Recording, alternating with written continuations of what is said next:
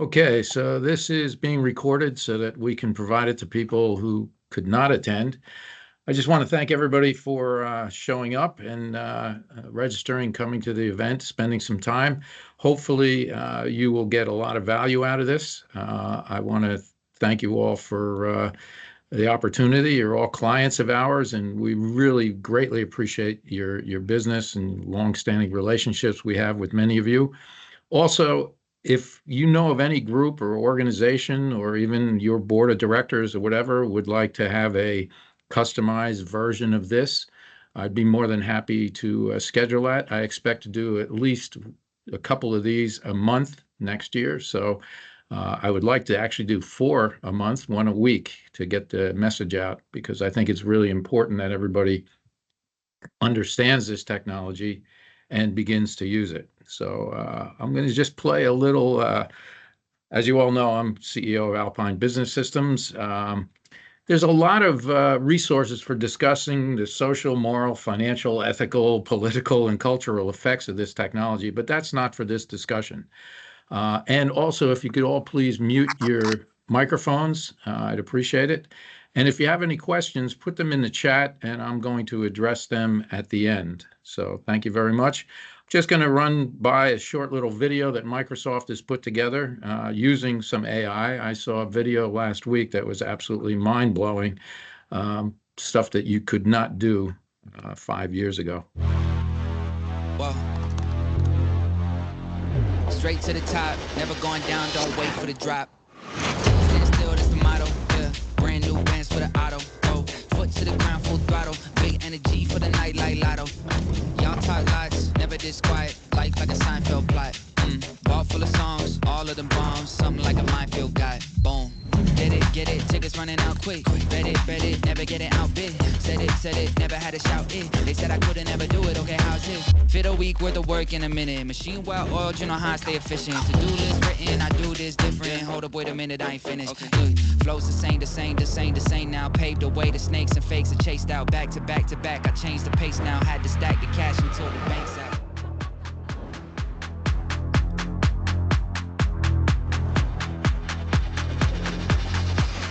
Straight to the top, never going down, don't wait for the drop.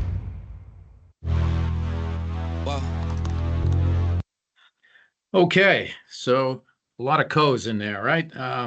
So my goal today is to help you understand AI in general and Copilot in particular. I use Copilot all the time for business and my personal life. It saves me at least 2 to 4 hours a week of the time that I use for much more valuable activities. It does take a commitment to learning it, though, but I find that the return on the time and my commitment and effort is well worth the investment. And my fellow teammates and clients that have invested the time absolutely agree. So, Microsoft Copilot, how much is it worth to the users who've been using it for a while? Because this has been out for about a year, and a lot of people have adopted it. It's the fastest Microsoft product in terms of adoption that we've ever seen. If when they polled the users who use it, 96% of them would be disappointed if they lost access to it.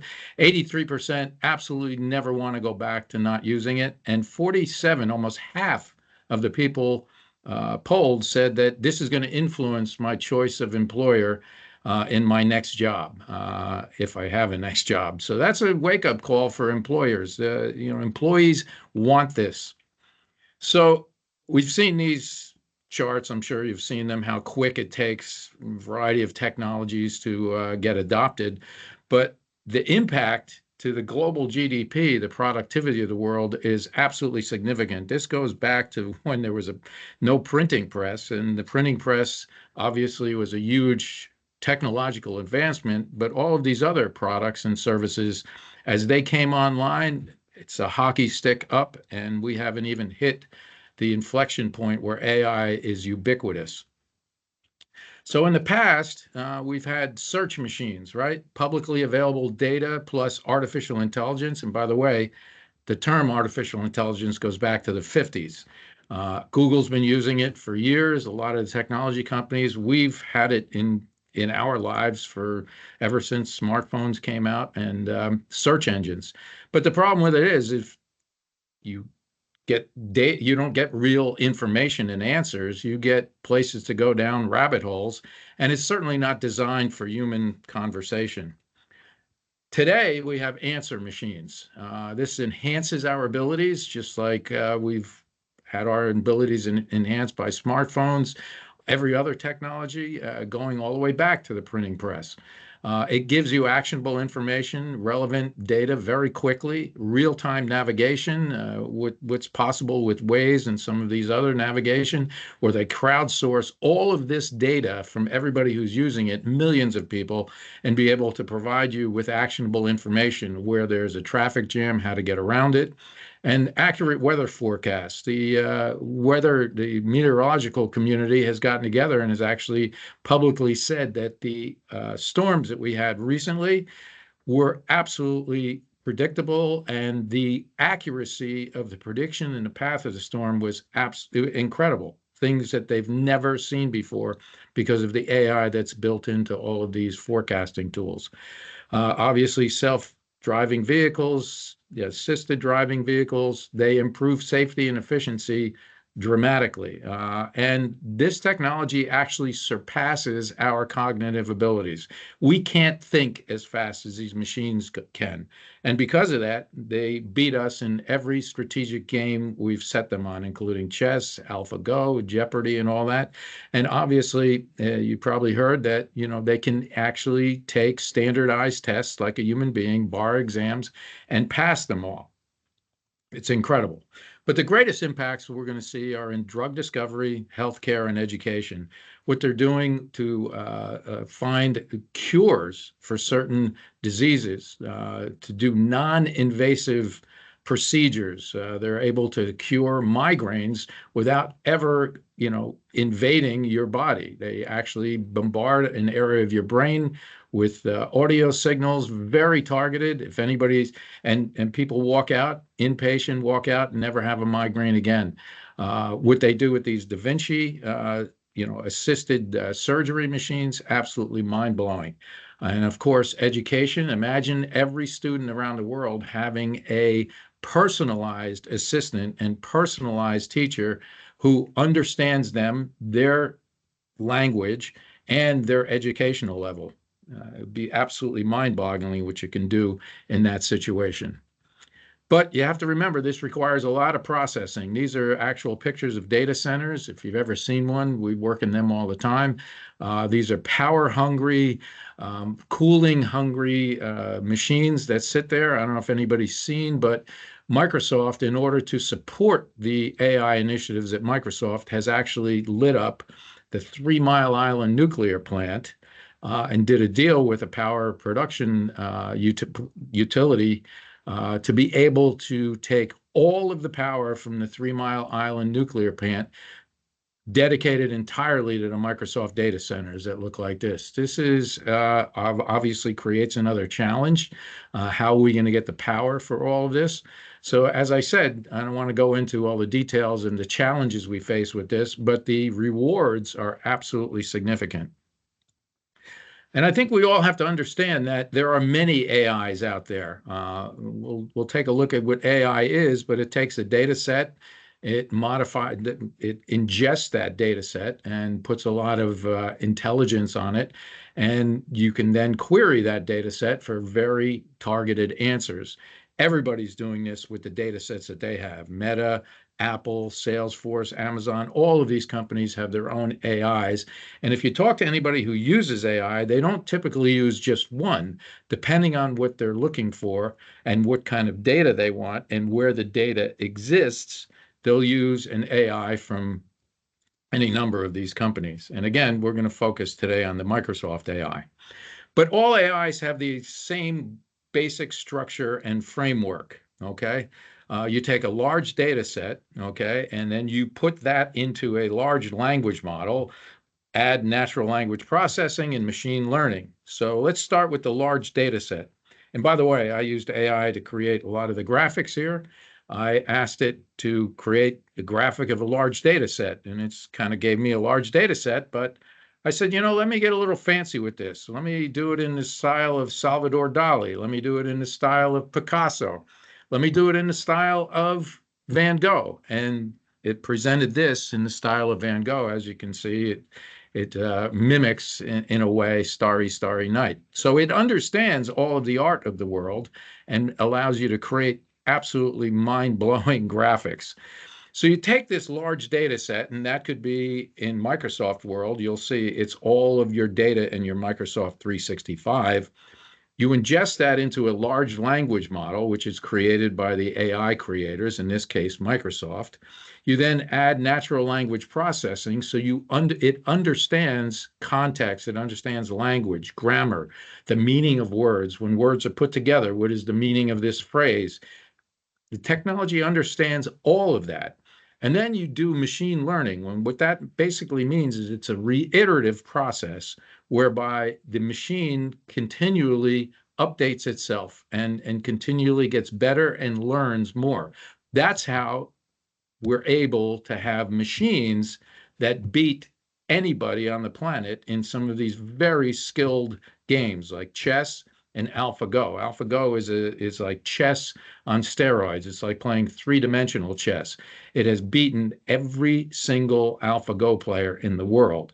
Why? Because it plays the game against itself at lightning speed millions of times to learn what the moves are, to learn what works, learn what doesn't work. That's how the drug discovery works. It continually reiterates itself to become better at what it is, and it does it better than any human being. So it's capable of human conversation because of this. Therefore, it interacts seamlessly with us. So when we interact with an AI, we should interact as if it's a human being, and therefore it enhances our user experience.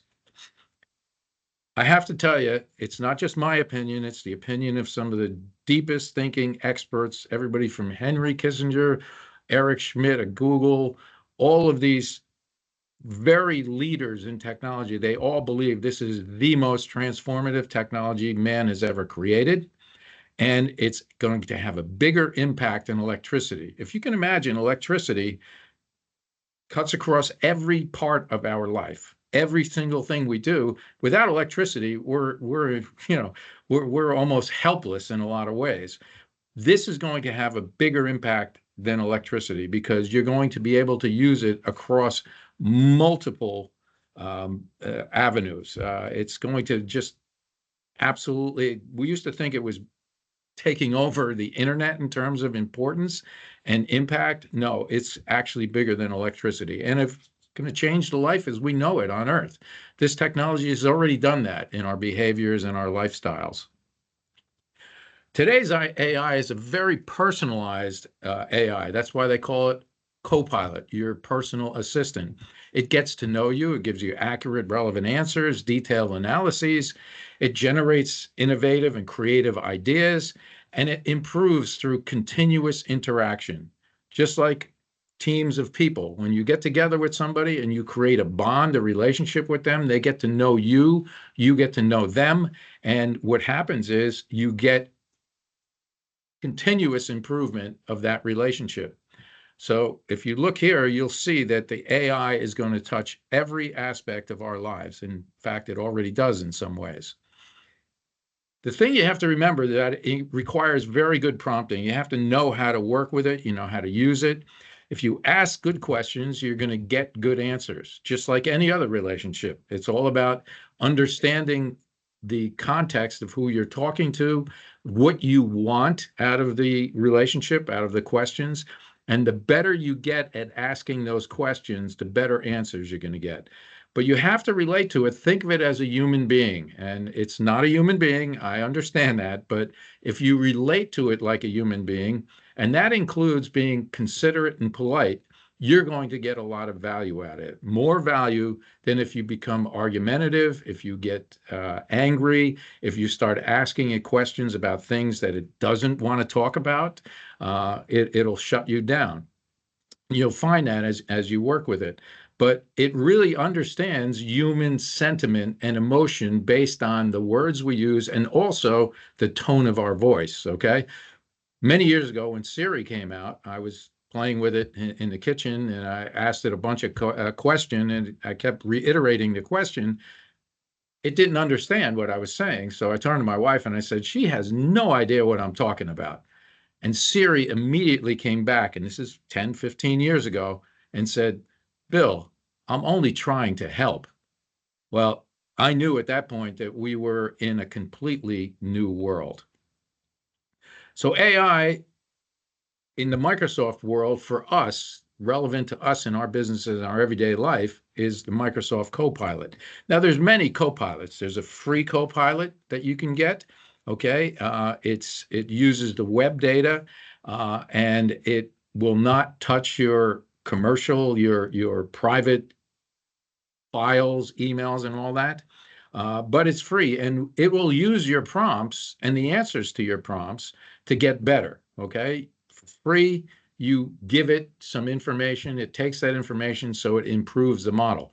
Once you begin paying for it, for Microsoft Copilot for 365, it takes all of your data that's in your Microsoft world, puts it in there securely, doesn't share it with anybody, and you'll be able to then query not only the web data, but your Microsoft 365 data. And then there's additional copilots for sales and service.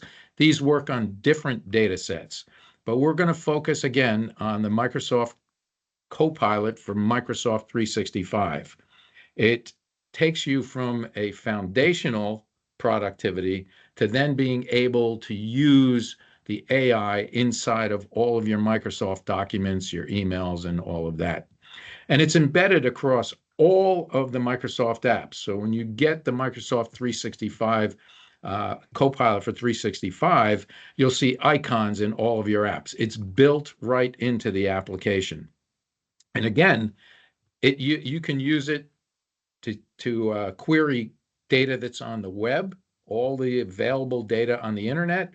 You can also use it to, get better answers from the data that you have in your environment, fully 100% secured. And the thing you have to understand, it takes the large language model with your data from Microsoft 365, embeds that into the Microsoft 365 apps, and also has the ability to query the internet for information. But the way it works inside of your data is it takes those apps, you query it in the app for looking for emails, looking for Word documents, Excel spreadsheets, SharePoint files, OneDrive files. It puts all those in what's called a Microsoft graph. So it ingests all of your data in there. You then can query it. It then uses the large language model with all the natural language processing to then give you answers in real time like a human being would. You have to understand too that it is very, very secure. We get questions all the time about, what happens to my data. It does not expose your data to the internet. It does not exfiltrate your data. Your data is yours. It secures it and makes sure that that data is secured in your environment. There's some things you have to do to make sure that happens, and we'll talk a little bit about that later. But understand that Microsoft has some of the most stringent security policies in place in the technology world. And it's got access to many, many models. It's built on the latest AI models like ChatGPT-4 and DALL-E, which is the graphic engine that creates a lot of these graphics. And again, your data is not saved in the paid Microsoft Copilot for 365. They don't use your data to train the model, and you get citations for every single response. What does that mean? If in fact you don't believe what it's saying, it'll show you where it got that data from, so you can actually fact check it by going directly to the source. What I want to talk about now is how we use it at Alpine. We've been using it for close to a year now. It came out for us in wide availability and earlier this year. We immediately jumped on it, ingested all our Microsoft 365 data into their large language model, and we have found efficiencies, productivity, and quality improvements across all of our teams. So I'll talk about our executive leadership team. We get better answers quicker. when we're looking for information in that massive data set that we have, a couple million documents over the past 25, 30 years, we get those answers a lot quicker. It gives us creative ideas. It does email summaries, and it'll query all your emails. It'll give you summaries of emails. It'll give you action items from Teams meetings. Okay, so it'll summarize a Teams meeting for us. You'll see how that works, and it gives us action items from those meetings. And also, the thing I love is the personal coaching in Teams Premium. It listens, you can turn that on for yourself. It only listens to you, and it would then tell you every spot when you talked in a meeting like this, everything about your speech. Is it too slow? Is it a monotone or not? Have you used, let me see, filler words? It'll tell you every time it uses that, and it'll help to improve your public speaking. I believe it's helped me dramatically over the past year or so. That's how the executive leadership team uses it. Our engineers who are on the front line, creating documentation, looking to figure out how to do certain things, and creating programs and scripts to do things automatically, it does all of that and improves the quality and the efficiency of those, and therefore our engineers are much more productive than they were before they started using it. Now, think about this. It writes programs, okay? It knows programming languages. So, therefore, why did Microsoft invest $13 billion into this product? For an exclusive license to use the technology? They write software, and they've been using it to write software. In our customer support department, the frontline people, they use it on metrics. They use analytics to figure out what needs to be done when it needs to be done, which gives us efficiencies and helps to improve our customer satisfaction ratings. Marketing and sales. It creates newsletters, gives us ideas for emails, presentations like this presentation here. Much of it was done using the AI in Copilot to create these images and give me even more ideas on how I can expand and improve the presentation.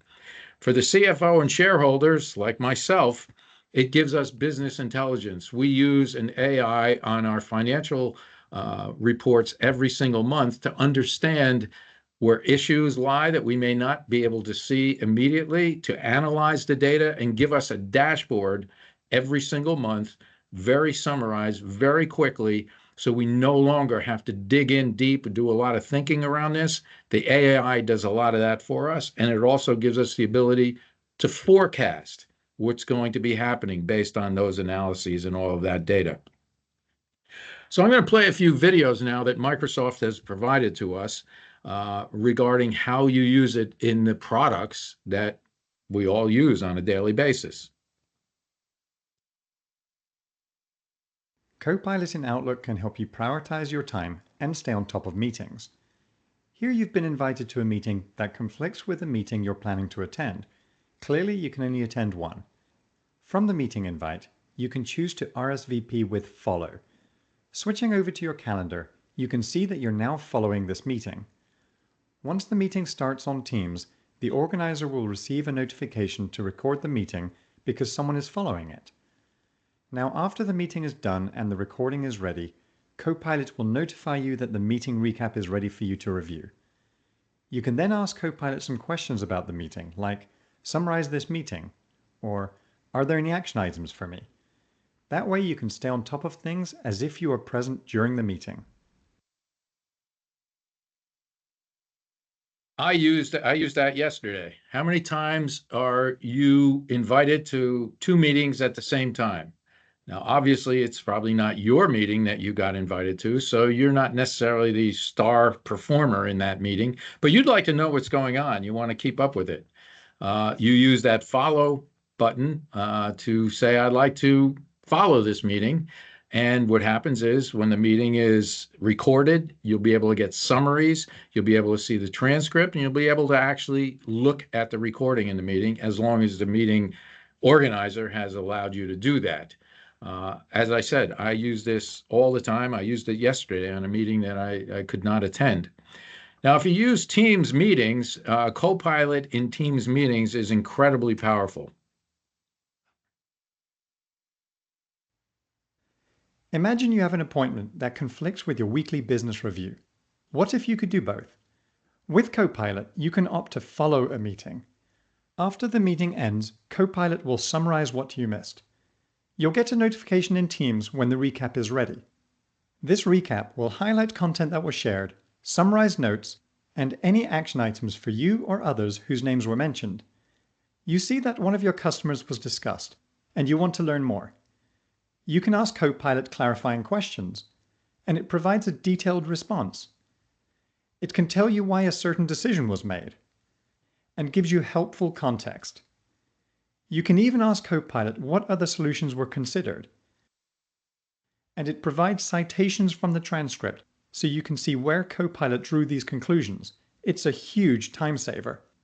So that was pretty cool. But the real magic of Copilot happens during a live meeting. Let's say you're in a meeting with your team. You can ask Copilot to summarize the meeting so far. You can see how it summarizes who said what points were made, and it's really capturing the spirit of the discussion. And as the meeting progresses, you can check in on where people stand. You can even ask Copilot what questions are unresolved. It's just amazing to see this happen in real time during a meeting. Pretty powerful stuff. We use it all the time, and I recommend it to everybody I talk to. Let's see what it does in Word.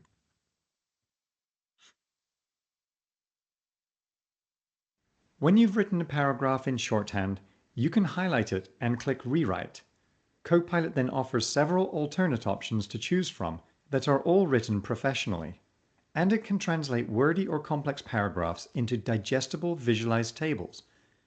You can even use Copilot to add a column with extra data, which it can complete automatically.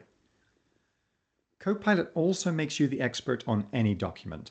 Simply ask a question about the content, and Copilot will provide a concise response. How many times have we all gotten a huge document and we really just don't want to read all of the detail and whatever? You put this into Copilot and it will summarize the document beautifully. And finally, Excel, which is not one of my strong suits, but anybody who uses Excel, it absolutely supercharges the already pretty powerful functions and features of Excel. Copilot puts all the rich capabilities of Excel at your fingertips. Say you need to analyze this quarter's sales results for the monthly business review. You start by asking Copilot to analyze the data and give you 3 key trends. Within seconds, you've got what you need, but you want to drill in. You ask Copilot a follow-up question about one of the trends. Copilot creates a new sheet, giving you a sandbox to play in, and helping you get a better understanding of what's happening without modifying the data in the original sheet. You ask Copilot to visualize what contributed to the decline in sales growth this period. Copilot adds a little color to make the problem jump off the page. Now you want to dig a little deeper and ask a follow-up question with a what-if scenario. Copilot not only answers your question, it creates a simple model of the scenario, and even asks you if you want to learn more about what it did, with a step-by-step breakdown. Finally, you can ask it to create a graph of your projected model. Copilot has turned a sea of data into clear insights and actions. Pretty powerful stuff. So the question is, where do you begin? I mean, we're all incredibly busy. We don't have a whole lot of time to go into training for a week on AI and how we're going to use it. People ask us all the time, can I go to a training class? Can I do this? Well, you can, but just like anything else, you need to use the technology. If I gave you a training session for 3 hours on how to use a smartphone before you ever had a smartphone, and then I put one in your hands, you're still going to be a little lost. The thing with this technology is it is incredibly intuitive and it's available to everybody right now. So what I encourage you to do is download the app and use it. It's free. again, it uses the data that's on the internet, but the answers that you get are nothing like a search engine.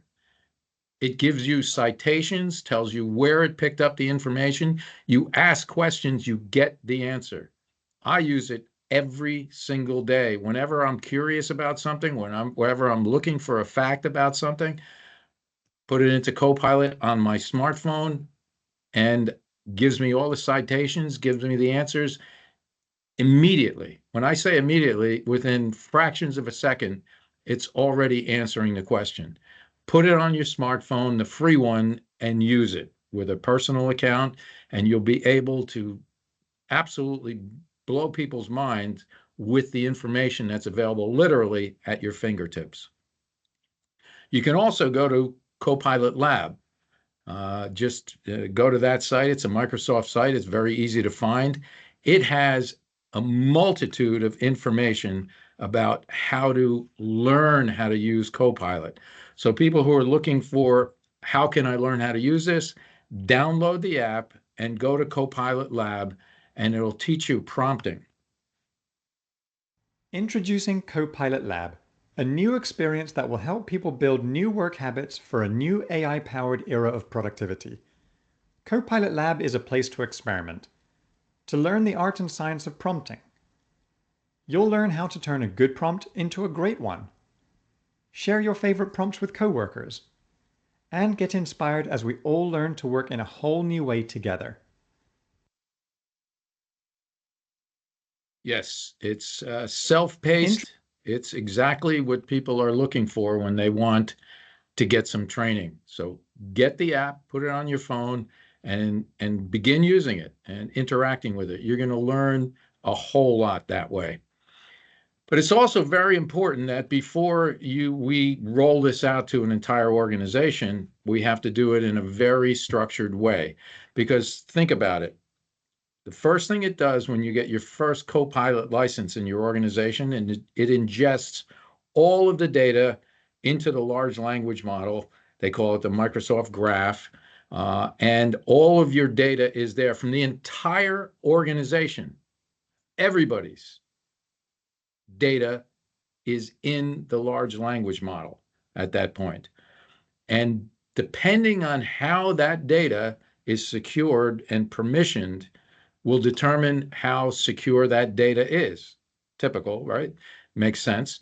So what you want to do is you want to go through a process where you assess and you secure all of your data. Now, the people in the organization who are the owners and the executives who should have access to just about everything should be the first ones to get it after we do this analysis.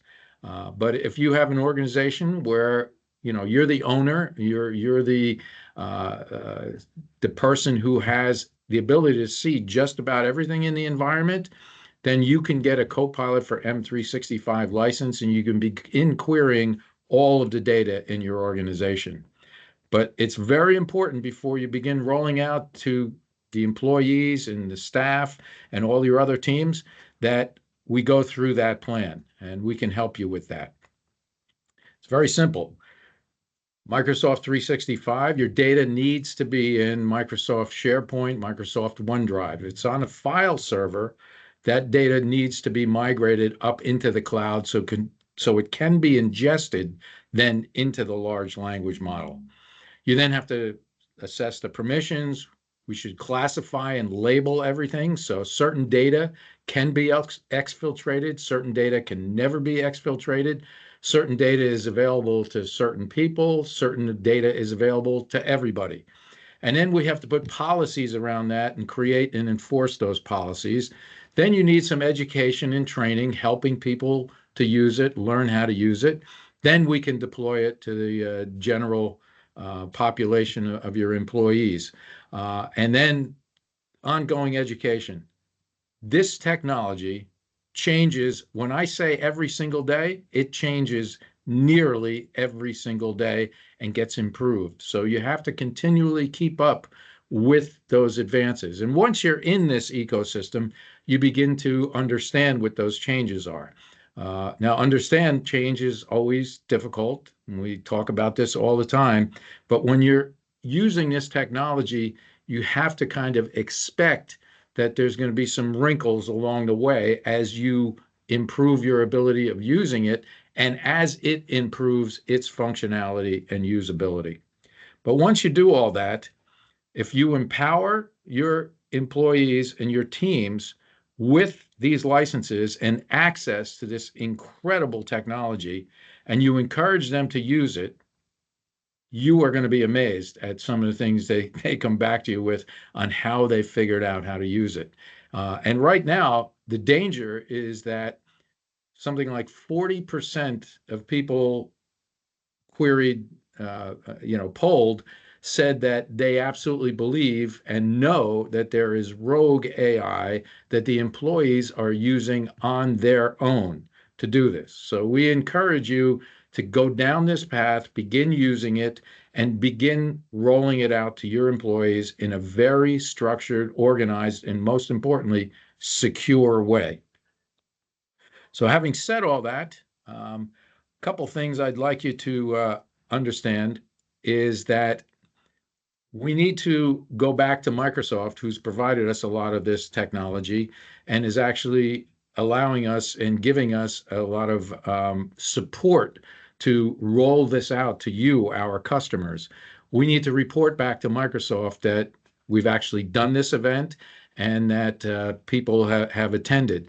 So I ask you to please scan this QR code, follow it. It's a short survey, it doesn't take very long. It's just to confirm to Microsoft that we've presented this event to you and that whether you liked it or not. They don't share any of the results with us, but it's something that Microsoft, being a Microsoft partner, that we're responsible for doing.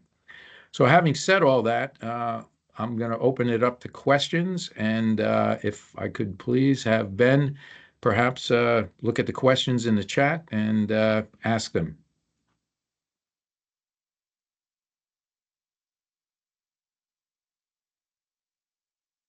All right. Well, it looks like Ben may have dropped for whatever reason. Let me I'm go to still the here, chat. Bill. No questions came through yet. Does anybody have any questions? You can unmute your microphones and ask.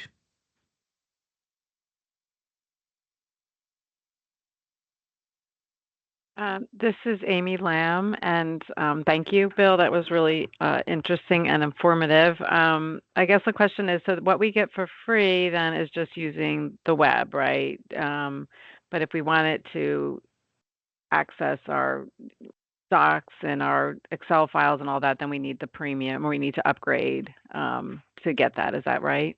That's correct, yes. Okay, and is that per person? Like, so it's per user? Is that how that works? Yes, it's per user. It's $30 per user per month with a 1-year annual commitment. And that's with Microsoft. And the reason for that, we're a Microsoft partner. And when we deployed it earlier this year, we asked Microsoft, we don't get any kind of a discount and nothing you can do for us. And they're like, no, you need to pay that $30 a month. And that's because when we got our first license, we got about 25 years of data in our environment. When we got our first license, the first thing it did was it took the entire Microsoft 365 data set and ingested it into Microsoft Azure, their cloud platform, and they put the large language model on it.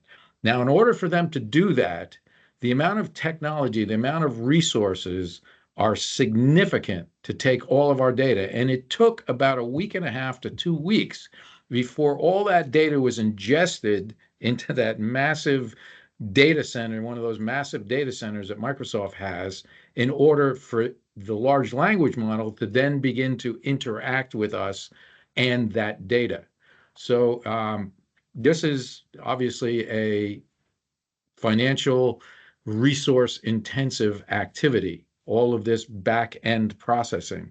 And that's why Microsoft has had to actually charge $30 per user per month on an annual commitment, because as they said to us, the first 3 or 4 users that you put on the platform, Microsoft is losing money on. They're investing billions and billions of dollars into this to get people to begin using it. But I can tell you this, there are teams of people in organizations that are fully dedicated to using AI and these tools.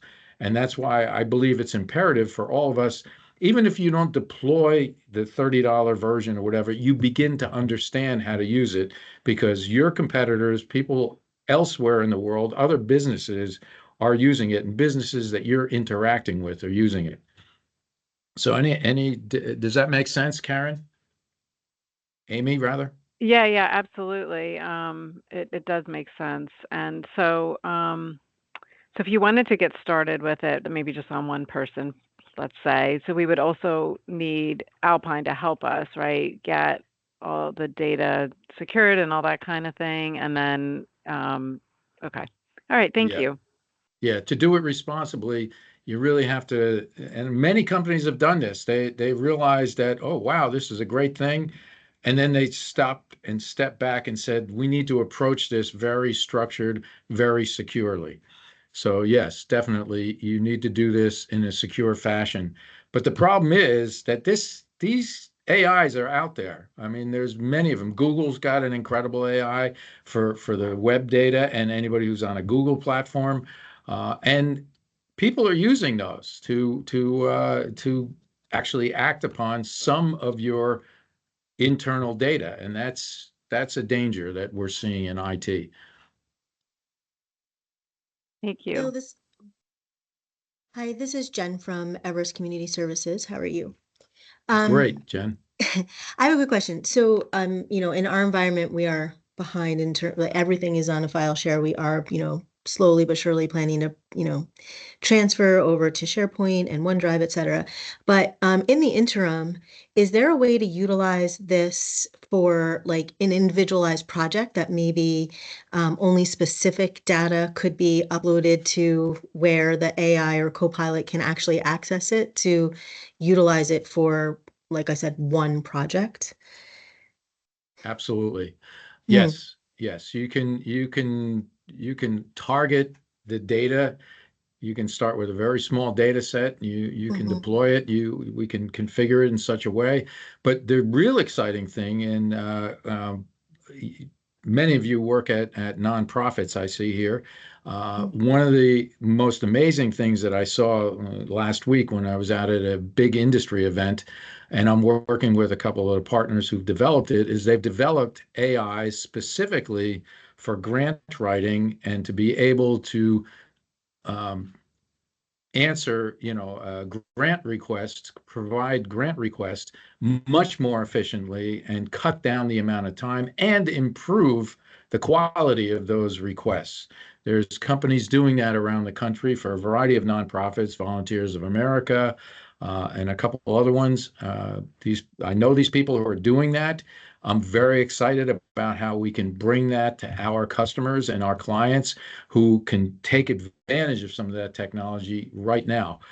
There's other AIs that in places like social services in Southern California, a friend of mine, Hans, his company is working with a children's center to be able to help the practitioners. These are people who are on the front lines dealing with their clients, children, families in need, and whatever, and they are developing an AI that will allow them to cut down the amount of time it takes to do all the regulatory and insurance documentation, taking the practitioner from typing things in and doing things manually to automating a lot of those processes, and thereby giving more time to the practitioner to spend with the client, which is going to improve the efficacy and the quality of the care. Very exciting stuff. I saw two demonstrations of that 2 weeks ago, and we'll be talking to those people about potentially bringing that to our clients. We saw one yesterday where they've got a chat bot whereby if somebody comes to your website, if you get a lot of inquiries, phone calls, emails about how to do things with your product, with your technology, you can feed all of your customer support documentation, all of the how-tos into a chatbot now, and have that chatbot be very, very effective, way more than it's ever been in a chatbot. So we have a couple of clients who deal with some very targeted proprietary products. They get calls, emails all the time about how to use that product, making sure it's done right. And what they do is they direct them to these technical documentation, technical bulletins, and things like that. That can be automated with these chatbots now. We just saw the one that Travelers Insurance uses for queries to their site. These enterprises have found incredible efficiencies by beginning to use this technology to improve, like a chatbot, which we know has been pretty horrible in the past. They're getting better and they're becoming much more relevant. Great, especially the documentation associated with client care. That's critical for us. And that was Absolutely. actually, you just added to my project list. So thanks. Okay.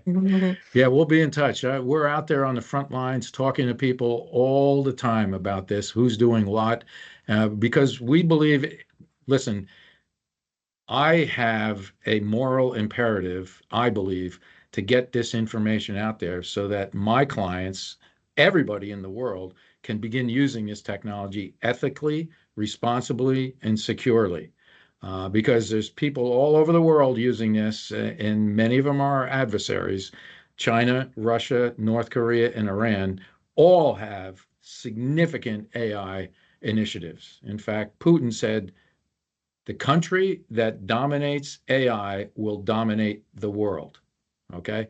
So we need to really understand how to use it. And thank God we have the smartest, the best technology companies and the best technology on the planet right now. And we need to continue that because we need to be as good as we can. So I have an imperative to make sure that we get this message out. And like I said, if you know anybody that would, a business group or an organization that would like to have a half hour, 45-minute, even a 15, 20-minute primer on this, please let me know. I would like to have my calendar next year filled up with telling people about how they can use this to improve the quality of their life and those around them. Any other questions? Yeah, Bill, I just have one quick question. I think I think you might have covered this, but just to confirm, so the integrations that they showed in that one video within the applications themselves, like Microsoft and Word, when they were doing that, that's all part of the paid version. So no version of the free Microsoft 365 Copilot does those application integrations. Is that correct? That's correct. Yes, you have to get the Microsoft 360 Copilot for 365. You should also look into Teams Premium as a sort of a stepping stone to get there. We've been using Teams Premium since it came out, I don't know, 2 or 3, 4 years ago, whatever it was. These are advanced AI capabilities built into Teams. That speaker coach is a part of that. The summaries, all of that comes with Teams Premium. And then you add the Copilot on top of that, and you get even more advanced functionality. Anybody who's interested in really, getting the most out of Teams, I would recommend the Teams Premium. I think it's a few dollars extra a month, $6 or $8. I forget exactly what it is, but I would definitely recommend, if you want to take full advantage of a lot of the things that are built into Teams and the AI capabilities there, yes, I would recommend Teams Premium. And then the overlay of that would be Copilot across all of the applications. Yeah, we use Teams pretty heavily now. Since COVID, we've been using it like crazy. It's been a big part of our business, with just a lot of the documents that we all need to share. So I would definitely be interested in looking and trialing that out and seeing how that works and seeing how that could help us. Thank you, Brian. For everybody's information, Brian is with the Somerset Patriots, an organization we've supported for coming up on 26 20, years since 20, before yeah, they 27. even. This is 20, going on year 27 now. Yeah. Yeah, Yeah, Brian, excellent organization, Somerset Patriots, as we all know. And if you haven't visited the ballpark, shame on you. It's one of the most wonderful recreational experiences for family and friends. We go several times a year. We support that organization and the work that they do. It's an incredible resource here in Somerset County. So thanks, Brian. Thank you.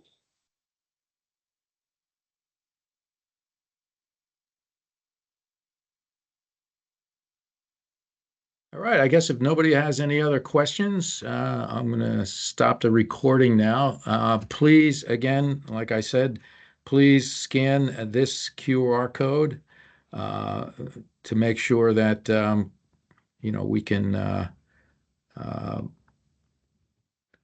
tell Microsoft that we've done this, and we're on the mission of educating our clients. And thank you all very much again for showing up and spending a little bit of time. I'll give you about 10 minutes back, 5 or 10 minutes back of your day. Thanks, everyone. Thanks, Bill. You're most welcome.